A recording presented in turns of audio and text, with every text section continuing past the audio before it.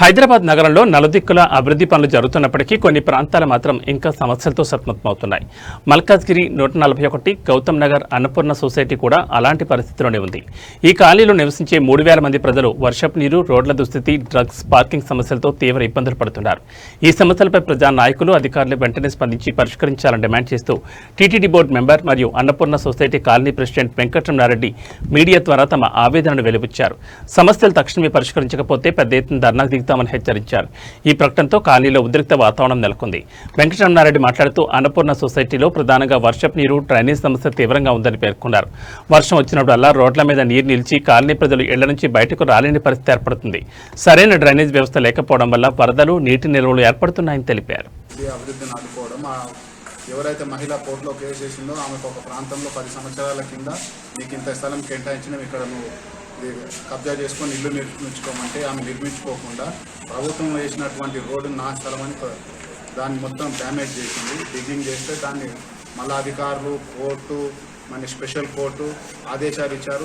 ఆమె 60 రోజుల్లో తన సొంత డబ్బులతోటి ఏ రోడ్ అయితే తాను చెడగొట్టిందో ఆ రోడ్డుని మళ్ళీ వేయాలని ఆదేశాలు ఇచ్చిన అధికారులు దాని మీద కూడా చర్యలు తీసుకోకుండా ఆమె మీద కేసు పెట్టకుండా ఆమెను అరెస్ట్ చేయకుండా వదిలేసి ఈరోజు రోడ్ ఏమంటే కోర్టు కేసు ఉందని చెప్పి అడ్డుకోవడం.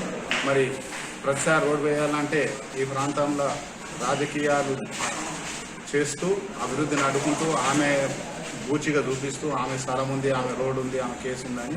కానీ మా దగ్గర అన్ని లీగల్గా కోర్టు నుంచి వచ్చిన ఆర్డర్ కాపీలు. Cooperative housing society Malkajgiri division 141లో మా కాలనీ ఉంది.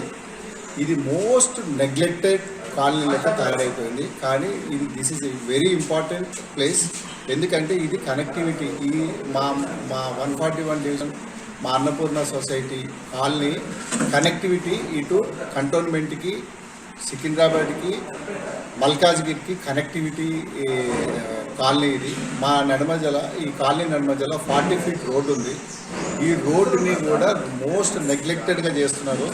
ఎవరో ఒకళ్ళు కేసు వేసారని, ఆ కేసు సుప్రీంకోర్టులో ఉందని చెప్పి అధికారులు ఆ కేసు స్టడీ చేయకుండా మేము ఆ కేసుని మేము గెలిచాము, మా కాలనీ గెలిచింది.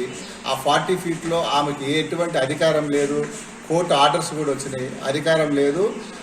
దౌర్జన్యంగా వచ్చి రోడ్ని డిమాలిషన్ చేస్తే ఆ డిమాలిషన్ కూడా ఆమె సొంత ఖర్చుతోటి ఏమన్నారు. ఎవ్వరు కూడా ఏ ఆఫీసర్స్ కానీ, ఏ పొలిటికల్ లీడర్స్ కానీ అందరి దగ్గర రిప్రజెంటేషన్ ఇచ్చినాము, అందరినీ బతిలాడుతున్నాము.